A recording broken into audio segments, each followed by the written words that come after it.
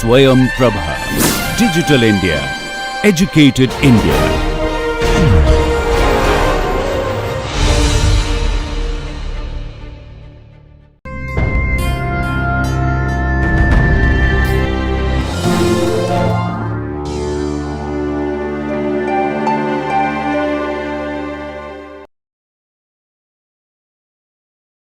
Welcome to the NPTEL course on Bioinformatics. I am Dr. Michael Gromicha from the Department of Biotechnology, IIT Madras. In this lecture, I will provide an overview on bioinformatics, different aspects of bioinformatics and the applications of bioinformatics in different complexities of biological systems. In the subsequent lectures, I will describe the details on various aspects. In this course, I mainly follow the books Protein Bioinformatics written by me and published in 2010 by Elsevier Academic Press, and the book by Kren and Reimer, Fundamental Concepts of Bioinformatics, published in 2006. For the general concepts of bioinformatics, I will use the Kren and Reimer book, and for the applications on various aspects of proteins such as protein sequence analysis, protein structure analysis, protein structure prediction and protein folding, I use my book on protein bioinformatics. So, what is bioinformatics? If you split into two parts, bio plus informatics. So, applications of the informatics on biological systems. So, I put the bioinformatics in the central part.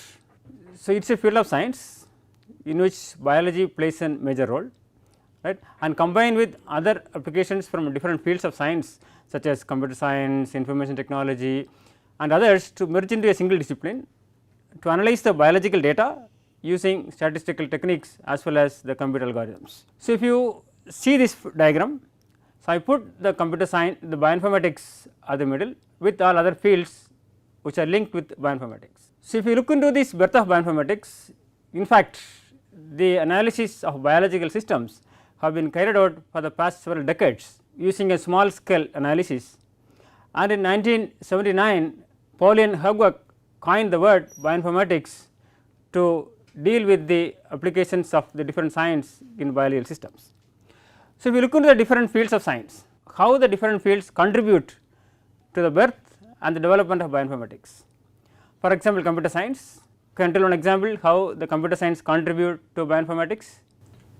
Machine learning can be used probably, and in computer science there are a lot of computer algorithms are being used for solving the biological problems. Correct. So, you can develop several programmings and you can extract the hidden data available in biological informations.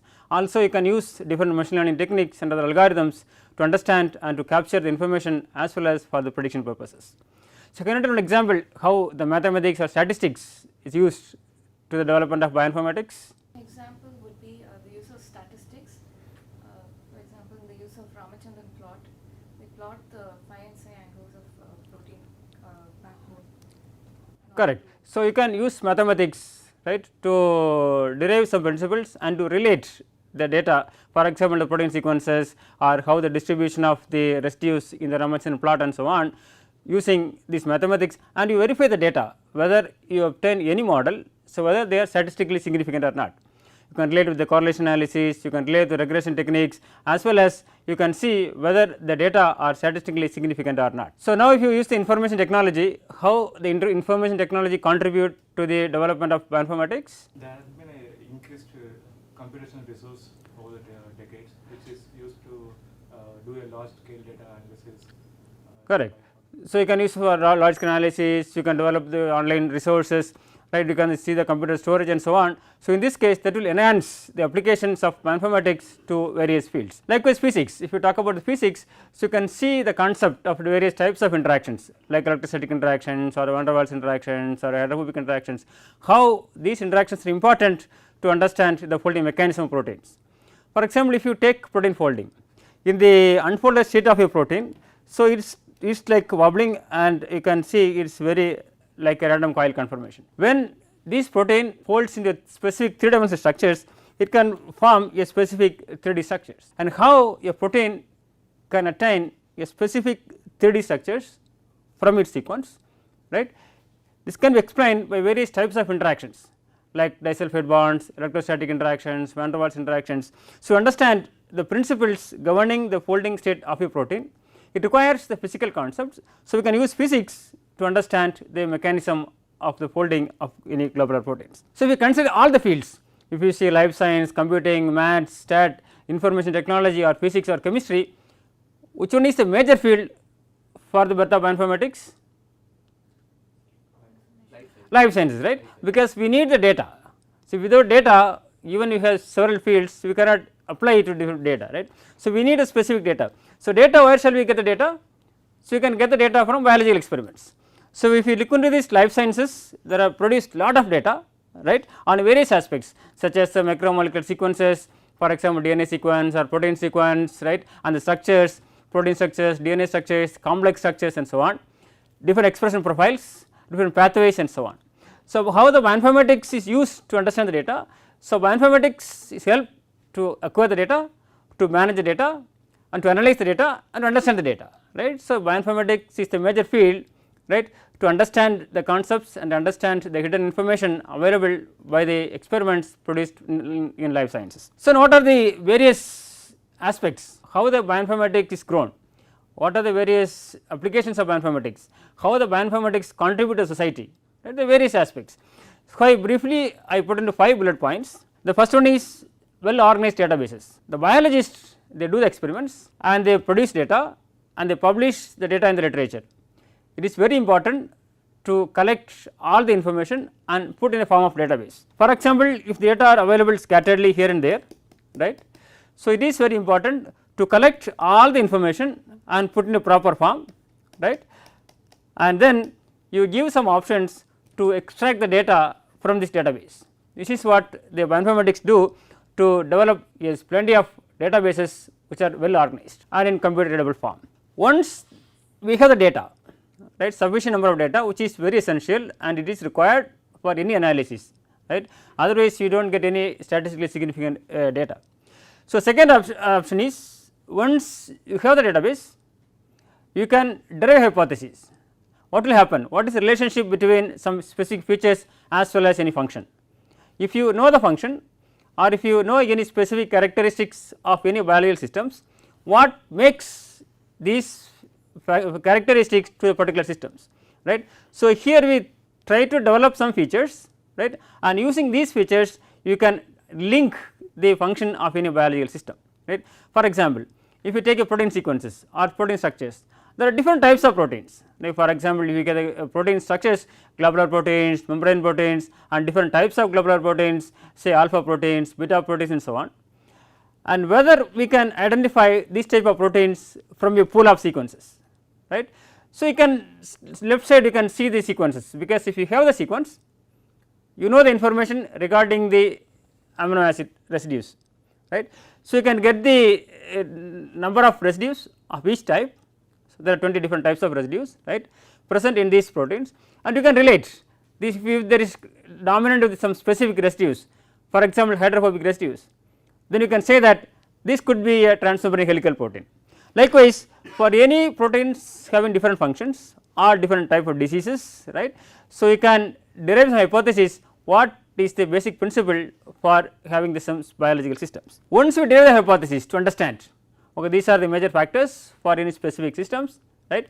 Then the next step is whether we are able to describe any algorithm, whether we are able to derive any algorithm, right. So, if you see the features and if you see the functions and if you have a relationship, so here you have the features this side, here you have the function, right, whether we can relate these features and function, then what is the mathematical equation to characterize the function in terms of features, right. So, you can do a function, right, to understand the function from the features.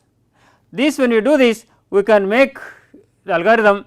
Once the algorithm is ready, then we can use it for public. In this case, we use web servers or online applications, right.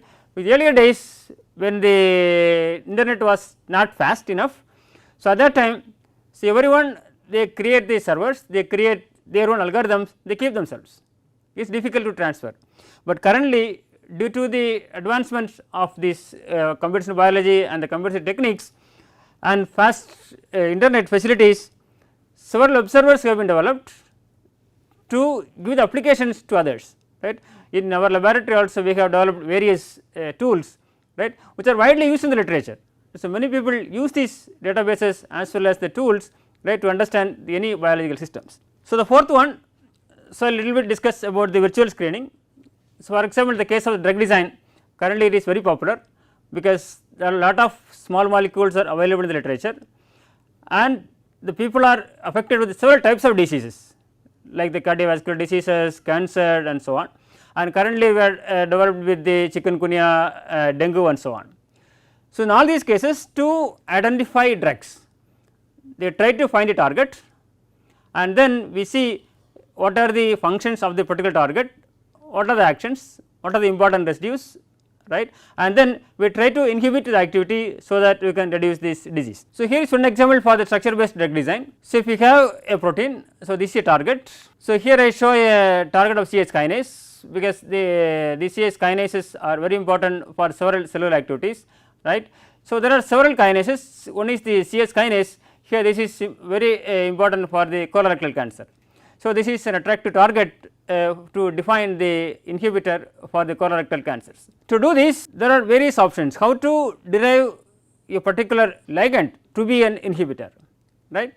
So, it is a very large pool. So, how to derive it? So, in this case I will tell one example. So, finding a fish in a pond. So, if you see it is a pond here. So, can you see different fishes in the different ponds? So, if you want to catch a fish, where will you put your net? In the number 1, right, number 1 or 2 if you put you will get fish. If you put your net number 4, so you do not get anything, even if you spend much time you do not get anything, right. So, if some of you tell you that okay you are trying to catch a fish for long time, okay, so you try to use this one to put in particular side, then if you do it and if you get a fish then you will be very happy, right, because you do not want to waste your time. So, this is the case. So, for any disease, so there are different compounds, for example, compound 1, compound 2, compound 3 and so on. If you take compound 1 and you try, this is failed, so it is not a drug, and take compound 2, this is also not a good drug, and then compound 3 is probably a drug, right. There are millions of compounds. If you look into the literature, right, so there are lot of compounds. For example, if you go to a zinc database, there are 35 million compounds, and in NMN database 2.2 million compounds, and the natural compounds in Chinese medicine 35,000 compounds. So, if you want to try one by one, right, when you try everything then the patient will die at that time. Second case, if you try to use each compounds experimentally, it will take long time, it needs long manpower and also it needs lot of money, right. So, in this case how to do it? So, among these 35 million compounds, if someone can reduce to 35,000 compounds, then the number of experiments will be reduced by 1000 times. So, if instead of these 2.2 million compounds, if we have 100 compounds or 1000 compounds, then you can reduce enormously the search option. How to do it? So, here is a solution bioinformatics can do it, because currently we have very fast computers and we have very good techniques. So, it can assist one to searching drug target and designing drug from many millions of compounds. And the second one is how to use hypothesis. Okay, here I show an example. So, here I have 5 known values experimentally known. So, we take the example number 1, the point 1. So, rice 50%, wheat 25%, meat 10%, fruits 10% and vegetable 5%. Now, if you do this, so then we can see that this is not controlled. For example, take the food pattern and weight control and go over the second one. So, rice 30%, wheat 5%, meat 10%, fruits 30% and vegetable 25%. In this case also it is not controlled. And if we go for the third one, rice 25%, wheat 10%, meat 10%, fruits 25% and vegetables 30%. Here is controlled. Likewise, I give 5 examples. So, now I have a test case. Okay, this is a test case. Right, to another one consumes 20% rice, 10% wheat, fruits 20%, meat 10%, vegetable 40%. Right. So, now the question is here is controlled or not? What is the answer? It is controlled, right? It is correct. So, why it is controlled? How do you know this is controlled? Can you tell one example? The fifth one. Vegetables are high. Vegetables high means here also vegetables are 25%, but it is not controlled. But here vegetables is less. So, we can derive some principles, you can derive some equations in statistics, right. So, show one example, right, we can say that the answer is controlled, you are right. Okay, so you can see the right hand wheat is less than 35% and meat is less than 15% and vegetables more than 30%. So, likewise you can derive several equations, right.